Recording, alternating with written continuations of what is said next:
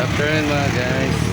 Ito nga pala yung feeder natin na new strain natin na binili ko. Sana maparami natin to dahil wala pa tayo nito. Maganda yung mga guys dahil malaki yung mga Dumbo ear, Platinum Dumbo ear mosaic ay red tail feeder na kung tawagin. Hindi tayo gumagamit ng ration dito dahil nabubuhay naman sila. Kaya basta nasa outdoor setup sila at nasisinagan sila ng araw, okay lang naman, napaparami din naman natin. Basta di lang sila nagkakasakit, basta may magandang quality ng tubig, mabubuhay sila at darami sila.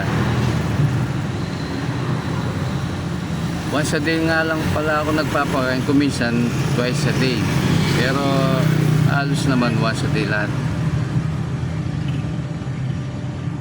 Dyan natin pala sila lilipat dahil nalinisan ko na yan, malinis na yan, lilipat ko na mamaya. At yan, papalitan natin yan. Yan. Ito nga pala yung half black red rose tail natin. Marami-rami din yan guys. Wala silang aeration o oxygen dahil nabubuhay naman sila dyan at mukhang gutom-gutom na rin sila. Pinakain ko na yan pero parang bitin pa sila. Patakaw talaga yung mga yan. Pero mas maganda yung nagugutom sila kaysa sa lagi silang busog. Kasi mas maliksi sila pag hindi masyadong busog. Malakas ang katawan, malayo sa sakit. Ayan, ganyan lang ko lang sila naparami. Nayaan ko lang sila dyan, pinagsama-sama yung mga female at male.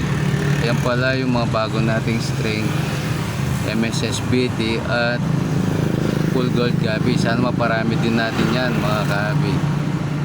Mga ganda rin yan. At dyan ko sila ilalagay. Linisin natin yan. Yung half black white at electric blue moss ko yan. At meron din pala rin tayo ditong Blue Dragon Gabi yan. May fry na rin yun.